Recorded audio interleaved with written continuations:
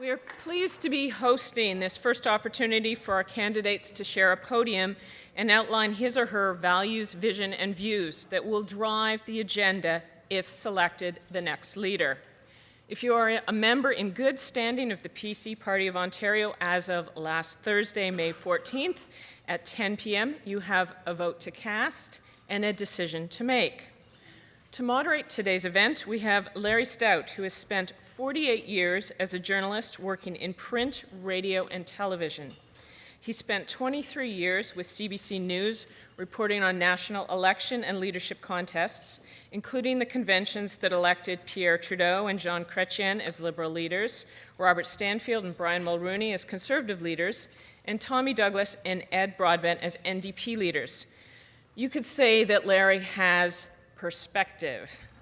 Larry then joined CTV News in 1989 and in his post-retirement continues to provide them with professional development and training as well as occasional news anchoring. Please join me in welcoming Larry Stout, who will capably guide us through today's proceedings. Over to you, Larry.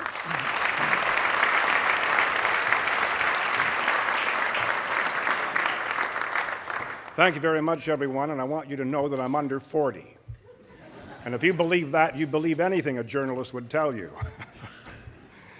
But it is a pleasure to be here today, and I must admit that it does bring nostalgia to my particular life because it did begin with John Robarts becoming the Premier of Ontario. I covered that for the first time. I was working for a radio station called CKEY. Some of you who are older will remember that station. It is now the Fan 590. Anyway, it's a very special event to be able to take part in, and I am really, really looking forward to hearing what our candidates have to say. Over the years, I got to know so many of our premiers in Ontario, John Robarts, and of course Bill Davis, Frank Miller, David Peterson, Bob Ray. And you know, the funny thing is that as a reporter, I think you tend to try to be as fair as you possibly can. Fairness is really what it's all about. And one of the things I discovered about the politicians with whom I had storylines was how fine they were. I think we've had terrific premiers of Ontario, beginning, at least from my perspective, with John Robarts. And I'm sure that the people here who are going to hope to be the next Premier of Ontario will also have that kind of real attitude toward serving the people and the province of Ontario. So let's begin now to hear from these people. I think, do they have 8 minutes or is it 10 minutes? It's 8 minutes? I thought so. Okay, and somebody is taking time. I don't have to take the hook out and take you off. Anyway, first of all to speak is Christine Elliott. Now, she is the MPP for Oshawa-Whitby. Prior to her life in politics, she was a lawyer. She started her own law firm and practiced real estate and corporate law. She is a wife of our federal finance minister, Jim Flaherty, and the mother of 3 18-year-old boys, triplets. And I'm going to sit next to her today, and figure out how she can do it all.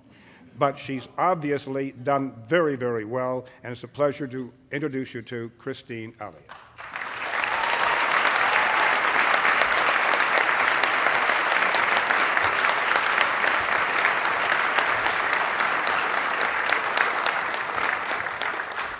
Well, thank you very much, Larry. Ladies and gentlemen, officers of the Empire and Canadian Clubs, and members of the PC Business Association, thank you for organizing this event and for inviting us to join you here today. My name is Christine Elliott. I'm an MPP, a mom to 18-year-old triplet sons, a professional, a small businesswoman, a community volunteer, and the last person in the world that Dalton McGuinty wants to become the leader of the Progressive Conservative Party of Ontario. For the next 6 weeks, we're going to have a debate in our party. It's one that, quite frankly, we need. It will be a debate about policy, about the direction of our party, about where we stand. Underlying it all, there's really only one question that matters.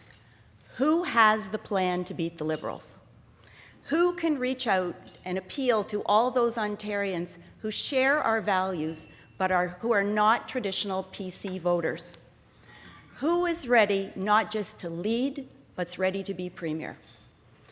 As a longtime volunteer and MPP, I've always fought for the things we believe in. Lower taxes, smaller, more efficient government, the rule of law. I'm fighting for those things now. The tax burden on working families is too high, and it's getting worse. Ontario families pay more in taxes than for food, shelter, and clothing combined. The time for tinkering with the tax code is over. Extraordinary times demand bold measures. I will phase in a single-rate, flat tax where everyone, especially lower-income families, will see their taxes go down. It's fair, it's simple, it works, and most importantly, it allows you to keep more of your own money to spend, save, or invest as you see fit. The federal EI program is unfair to Ontario. Ontarians who pay into EI during the good times should get benefits in the bad times, just like they were promised. If the federal government will not fix it, then we have no alternative but to take that responsibility ourselves and to create a Made in Ontario solution. I will make it easier for small businesses choking on red tape. I will stop the minimum wage increases and work week restrictions that are killing small businesses and hurting the poorest Ontarians. I will make sure that crime never pays and that the rights of victims always come ahead of the imagined rights of criminals. These values are part of our DNA as Conservatives, but I believe that there's another tradition too, one that we need to proudly reaffirm. Compassion is a part of the legacy of our great party, and it's deeply embedded in the people of Ontario.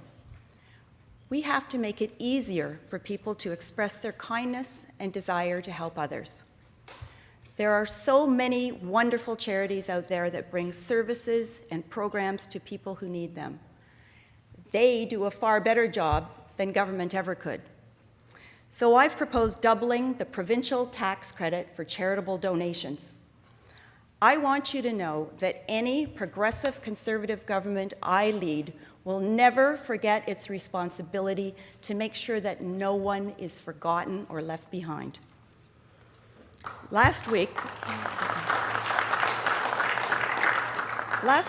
Tim, echoing an earlier announcement by Randy, called for the Human Rights Tribunal of Ontario to be scrapped.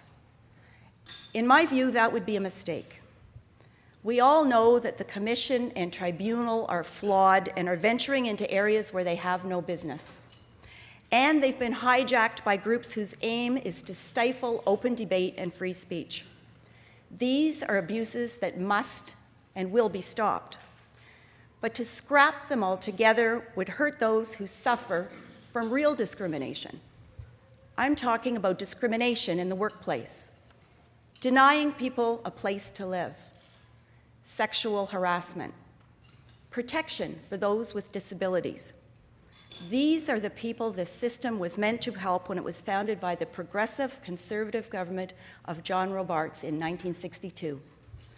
People who are vulnerable and who lack the means to fight for their rights through the costly legal process. We must return to that original mandate. Premier Robarts said, and I quote, "There are two principal and closely interrelated purposes.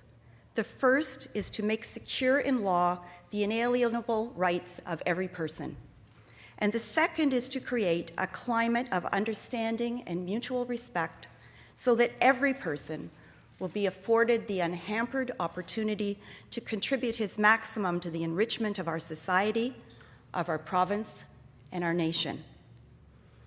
Ladies and gentlemen, Surely, as a party, we must recognize the dignity and worth of every person and to guarantee equal rights and opportunities without discrimination.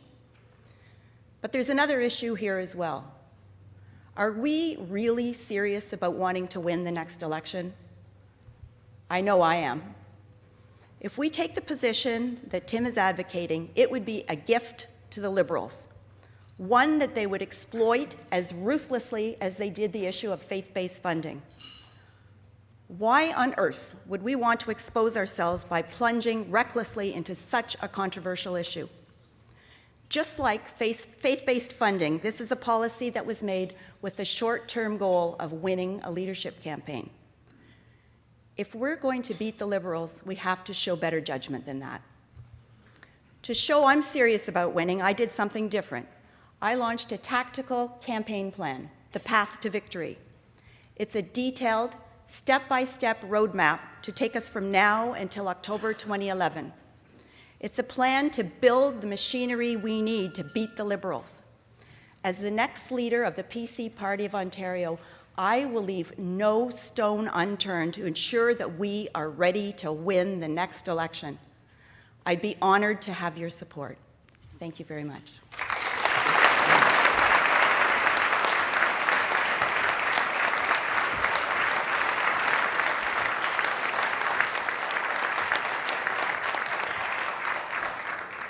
And thank you very much. Our next candidate is Frank Cleese. He is the MPP for Newmarket Aurora. He was first elected to the provincial legislature in 1995. He served as Minister of Tourism in 2002. He is now caucus chair for the official opposition and critic for both the Ministry of Transportation and the Ministry of Public Infrastructure. Before entering politics, Frank worked in the financial services industry. He is married and has 2 adult children. Frank Cleese, ladies and gentlemen.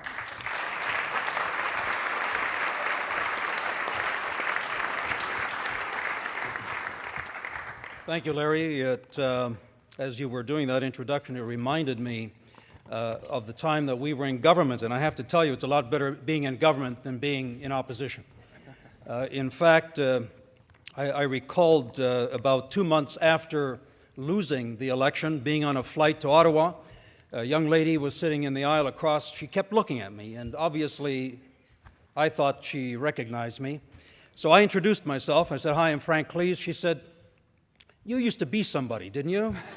And that was one of those moments where you realize that people respect the office and they forget about the person pretty quickly. It actually reminded me of another point when I was reaching for my dose of inspiration, which I always do every morning, the Toronto Star. And this was the day after I made a call in Parliament to the Premier to strike a select committee of the legislature to deal with the economy. Now, this was before the term global recession was even on the radar screen. And I called on the Premier and I said, "Look, the clouds are gathering. We need a succinct economic plan for the province." And he dismissed it. Well, here is the editorial of that Toronto Star that I picked up, and I could not believe it. There in the editorial of the Toronto Star, an endorsement, they actually used my name, an endorsement of that call for action on the economy. It's the first time ever that the Star aligned with me in 14 years on an idea that I had brought forward. But my friends, against that backdrop, the Premier then brought us in a budget in which not only did he not strike an economic plan for our province, but he asked each and every one of us and our children and grandchildren to sign a promissory note for some $14.5 billion of deficit. He then, to make that pain go away, struck us with another $2.5 billion of taxes on 1,000 products and services that have never been taxed before, called the HST. And then, to make us all feel real good, he collected about three weeks after that Ontario's first welfare payment compliments of the federal government because of his great stewardship as leader of our province. My friends, it's against that backdrop that you as party members. By the way, can I see how many people signed up for members of our party? Can I see how many of you signed up for me and wish you... Okay. Sorry about that. I didn't see anyone put their hands down, Tim and Randy and Christine, so I think we've got some momentum happening here. My friends, we need leadership. The reason that I'm putting myself forward, and I respect my colleagues tremendously. I consider them all three friends, and they bring their own perspective to this race. Here is why I am in this race.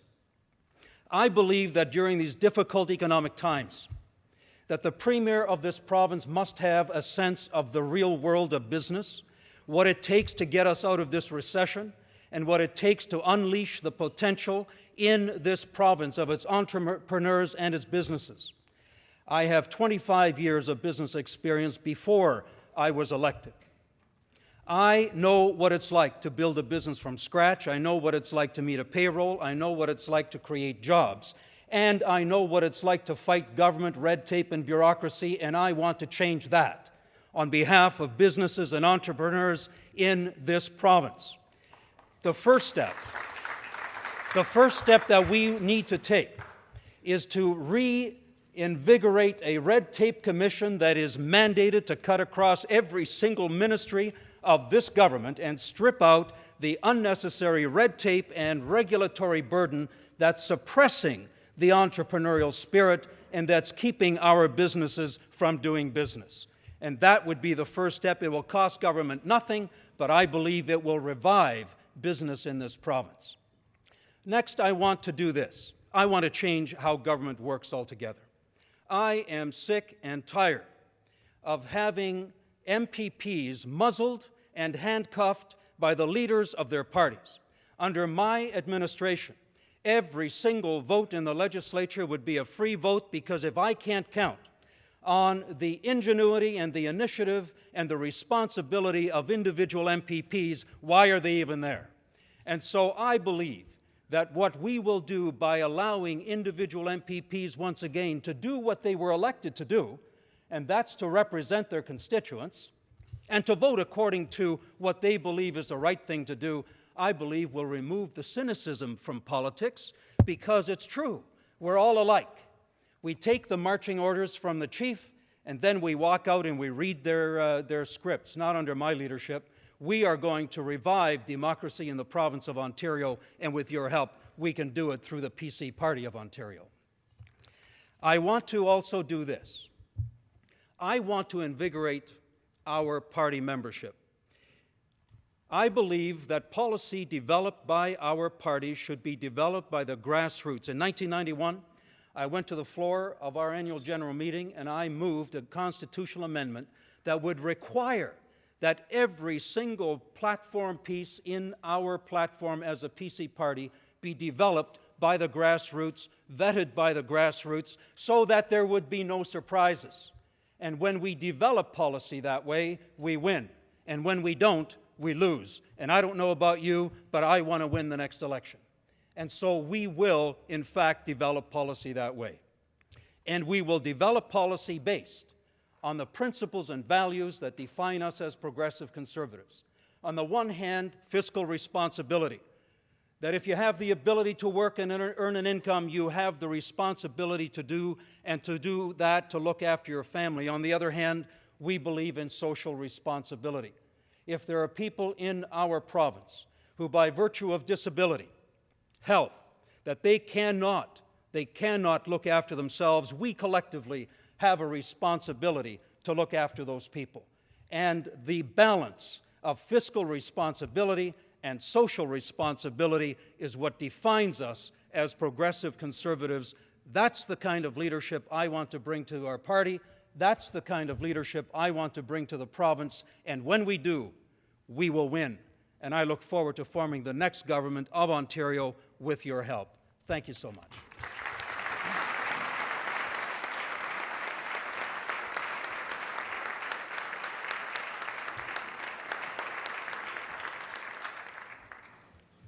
Thank you very much, Mr. Cleese. I think you were just slightly over 7 or 8 minutes.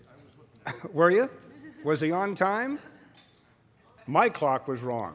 Well, that's a journalist for you.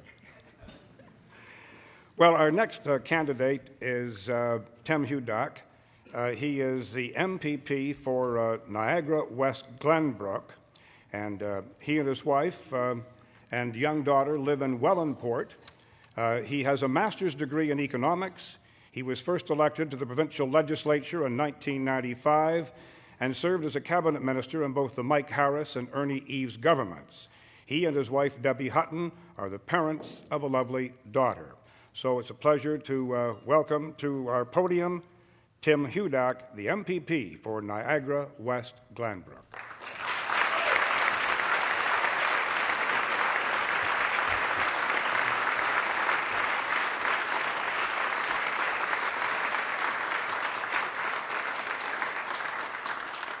Well, thank you very much, Larry. Thank you, ladies and gentlemen, for joining us today. Thanks, members of the Empire Club, Canadian Club, and the Ontario PC Business Association for organizing today's event. My friends, Ontario is on the wrong track. We have lost some 300,000 well-paying manufacturing jobs under the Dalton McGuinty government. Unemployment is pushing higher and higher and higher still. And the budget deficit is forecasted to be the highest in history, some $14 billion. And who in this room ever would have believed that the mighty province of Ontario would become a have-not province? Friends, I am running for the leadership of the PC Party of Ontario because, like so many Ontarians, I am deeply concerned about Ontario's future under Dalton McGuinty and the Liberal government. I believe Ontario deserves far better. I want to be leader of our party and premier of this province because Ontario families want a premier who is dedicated to working night and day to building a better future than the one being built today. To overcome our problems today and restore Ontario to its rightful place as the powerhouse of economic growth and job creation for middle-class families, I believe we must stay rooted in our party's conservative principles. Departing from those values, as some suggest, is not the way forward.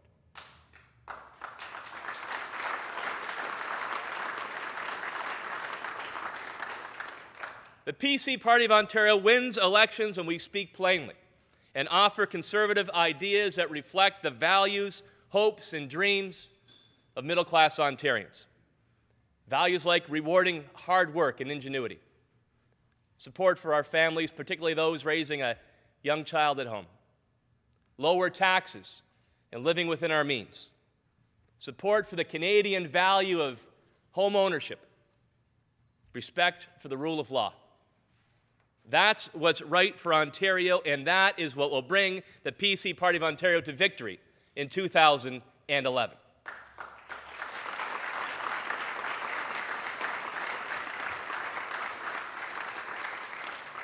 I come from the middle class. I am the grandson of immigrants. My grandparents came from then Czechoslovakia to Ontario because they believed that if they worked hard and played by the rules, they'd provide a better future for the children and the grandchildren. And because of their sacrifice, I now come from that vast middle class. But that's increasingly not the case for new Canadians in Dalton McGuinty's Ontario. I first ran for office in 1995 because our province was being devastated by a deep recession. And today, just like then, I want to make a difference. As an MPP for almost 14 years, I have concentrated on helping middle-class families by advancing solutions that encourage economic growth and job creation. And in government, I was honored to lead 3 economic ministries, and while in office, I always made a point of listening and learning. But when the time came to make a decision, I provided the strong leadership necessary to meet the challenges head-on. I am proud to have served in a government that led Ontario out of a recession and created 1 million new jobs. And we achieved this because we put in place a solid plan based on our conservative principles, and then we did what we said we were going to do. Throughout this leadership campaign, I have put forward a number of policies that are anchored in those middle-class values that stand the test of time, that built our province in the first place, and that can renew Ontario today. I am proud to run on a platform of renewing those values and, in the process, renewing both our party and our province. I'll give you a few examples. I've called for an immediate one-year payroll tax holiday on new hires to encourage job creation. I have set a goal of having the lowest taxes on business investment in all of Canada. I wanted to end the picking of winners and losers by politicians by scrapping Dalton McGuinty's corporate welfare programs.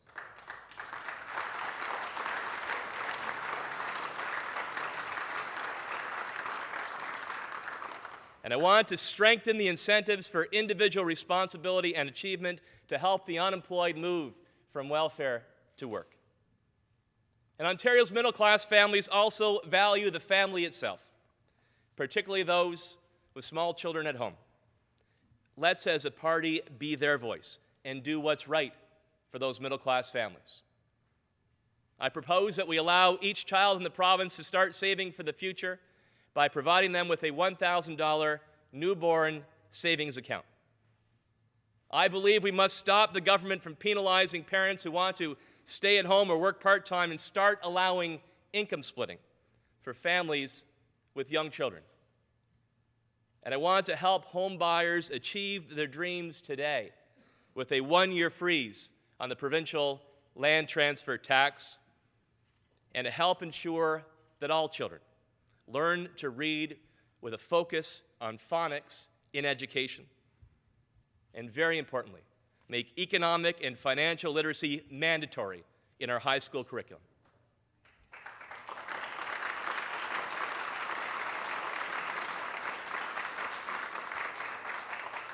At the end of June, our party members will face a clear choice for leader among the four people you see before you today. Here's where I stand. We will win if we choose a leader who has the energy to unite our party behind a truly conservative plan for 2011. We do not have to choose between winning elections and running on our conservative principles. In fact, quite the opposite. Together, united and strong, we will focus on economic growth and job creation for middle-class families. Together, united and strong, we will defeat Dalton McGuinty's Liberals in the next election, and together, united and strong, we will turn Ontario around and make it the economic powerhouse in all of Confederation. My friends, thank you very much.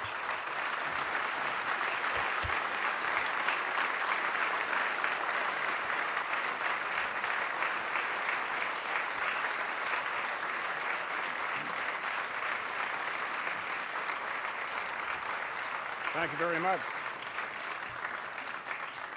And now our fourth candidate, Randy Hillier. He represents the riding of Lanark-Frontenac-Lennox and Addington, which is in Eastern Ontario, one of the nicest parts of this province. Not that all the parts aren't wonderful, but sometimes Eastern Ontario gets forgotten to some extent. And I just love that part of the province. Anyway, Randy Hillier, he's a first-time MPP. He calls himself a libertarian. He lives in the town of Perth, is married, and he and his wife have 4 children. He's an electrician and recently was one of the founders of the Lanark Landowners Association, which was formed to help rural Ontarians in response to what he regards as over-regulation. Here's Randy Hillier.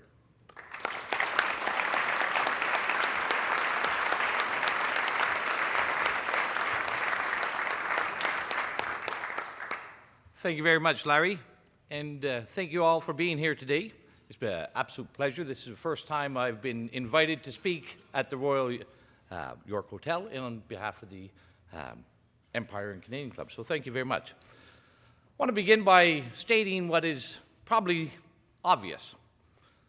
I'm not a lawyer, I'm not an academic, and I'm not a career or polished politician. I'm an electrician, and I represent the people of Lanark, Frontenac, Lennox, and Addington. And I've also learned that I'm the dark horse in this leadership race for the PC party. Now, over the years, I've been called many things by the paper and press, but this is the first time I've been called the dark horse.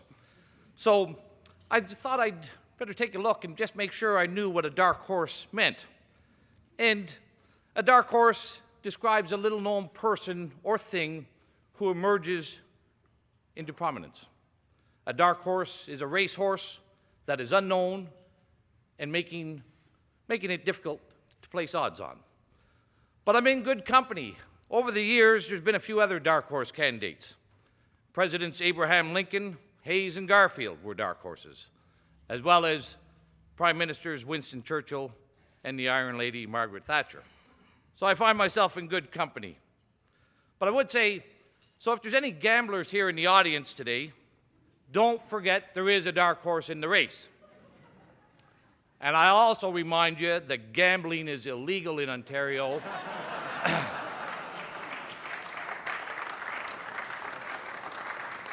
Unless the bookie is a bureaucrat at the OLG. Now, you might be wondering why any sensible person would want the leadership of the PC party. With our track record lately, it's not been an easy job to have. Many describe the job as herding cats, and they're right. That's because conservatives are independent, self-reliant, and productive individuals. They need to be harnessed, not herded. You can herd liberals just as you do sheep, but don't try it with conservatives. And that's what the next leader of our party needs to do: harness this team of individuals, focus their energies, define their purpose, and motivate their ambitions to succeed. And whoever can do this will be the next Premier of Ontario. We have had many leaders over the years who have tried to herd conservatives and act as liberals. They have always failed, and they always will. We must learn not to repeat our mistakes. Thomas Edison is said to have done 50,000 experiments trying to invent the light bulb. And at one point, his assistant said to him, "It's time to stop," because after so much work, there was still no results. Edison replied to his assistant, "Yes, we have worked long and hard, but the results are excellent. We have a list of 50,000 things we know that won't work." Like Edison, conservatives have a long list of things we know that don't work. But come election time, we often get a severe case of amnesia and develop a split personality. We become medicated by the media, like the Toronto Star and others. We get sedated by our backroom advisors. And then our pollsters and focus groups transplant our hearts and our minds, our passion and our reason, and replace it with pragmatism and caution.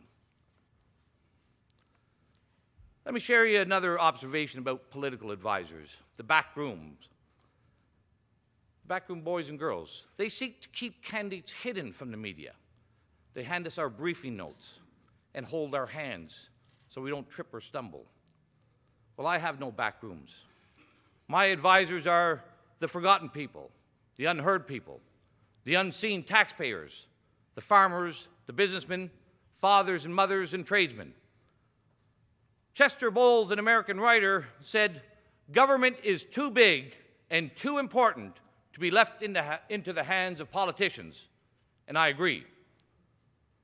Elected representatives must leave the back rooms and take our advice from the kitchen tables. I started my career around the kitchen tables listening, and that's where I still get the best advice. My last observation is this.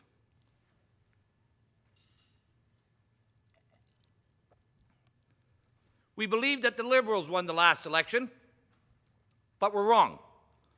A party named none of the above got 48% of the vote, and people voted with their feet and chose to stay at home. Half the people did not see any value in voting for the major parties, let alone the minor parties. What happened? A little thing called apathy. It's not a disease. It's what happens when none of the above is on the ballot. It's illustrated by the phrase liberal, Tory, same old story. It's what happens when politicians are out of sync with mainstream people, but in tune with the mainstream media. The next leader of the PC party must create a party that reflects the view of everyday people, must listen to those forgotten people. We must be unlike the others. We must defeat none of the above before we can win. The majority of people in Ontario are conservative by nature, although there's always a few exceptions out there. Some people will never vote for us because, unlike you and I, they like the nanny state. They enjoy the cradle-to-grave government that comforts them. They're not independent. They're not self-reliant. We know what works for the Conservative Party is also what works for Ontario and Canada. The Conservative Party that protects our freedoms, not with regulations and red tape, but by abolishing the human rights tribunals and protecting our rights in real courts with real judges, and one that protects freedom of conscience. A Conservative Party that promotes justice and equality for all, not with perks and privileges, but by ending government monopolies. A Conservative Party that listens and hears and acts for everyday people, not just big unions, big bureaucracy, and special interest groups. By eliminating MPAC and placing assessments at the local level and replacing these unfair apprenticeship ratios. A Conservative Party that is full of honesty and is forthright and truthful, not a party of spin, excuses, and broken promises. Conservatives have been fearful of building a lasting Conservative Party, but I know that if we build it, they will come. Who will build this party? It is your choice, but I know freedom, justice, and democracy are the heavily favored groups. Thank you.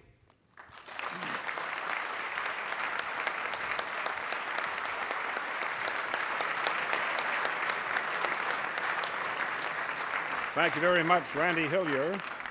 Well, there you have it, the people who are putting themselves forward as potential leaders of the Progressive Conservative Party and indeed potential premiers of Ontario. We thank them very much.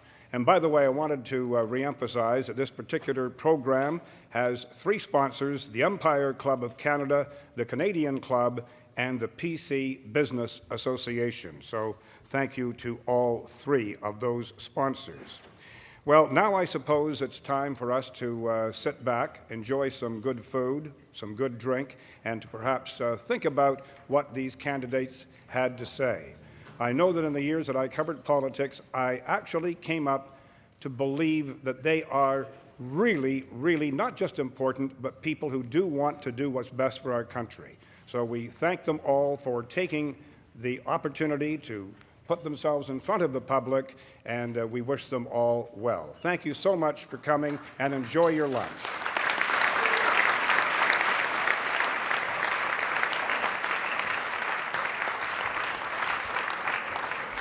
I don't want to keep you from your lunch any longer, but I do have some more thank yous to make, and starting with Larry Stout. I'm Helen Burston, the president of the Canadian Club of Toronto, and on behalf of both the Empire Club of Canada and the Canadian Club of Toronto, I want to start by thanking Larry Stout for being our moderator today.